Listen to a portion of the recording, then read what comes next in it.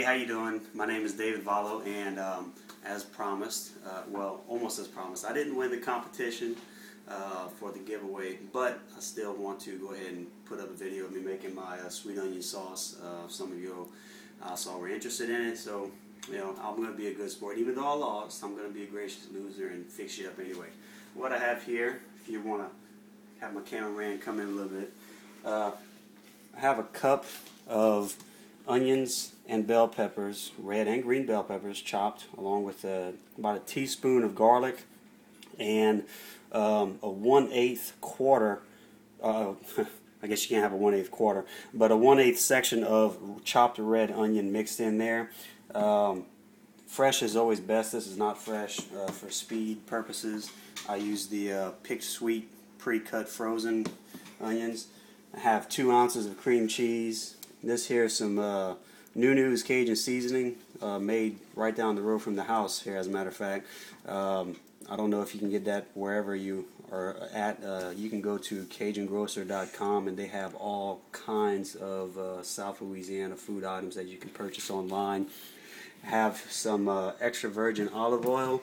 I don't use butter to saute with. I always use olive oil simply because it's better for you. The butter tastes better, but the olive oil, I find, gives it a better consistency. And one of the main ingredients is the Steen's 100% pure cane syrup. This is the ticket that you're going to need to really have to bring your mouth on a wild ride.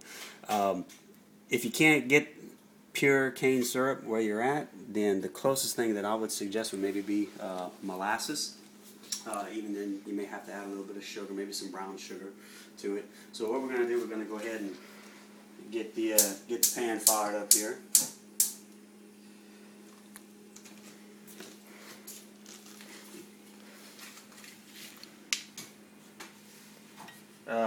Generally, down here in this part of the country, we don't go by exact measurements. So for this, I would use about 2 tablespoons. For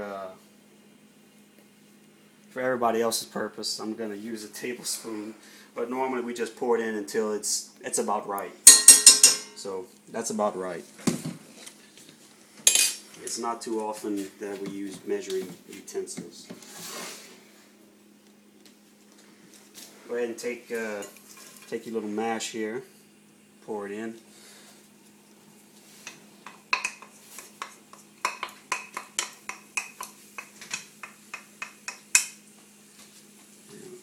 To the side.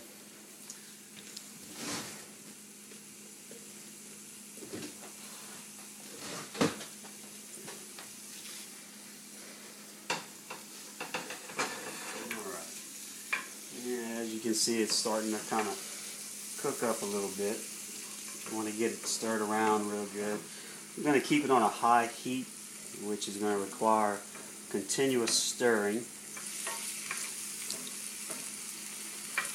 What we want to do, we want to saute them until they start getting brown, but we don't want to burn anything, because sauteing is going to bring out the natural sugars in the onions, and we want them to start caramelizing, which is when you're going to get that brown color. If you quit stirring, then you run the risk of getting it too dark, and then it's going to have more of a burnt taste to it instead of a good sweet molasses taste. You can pause that.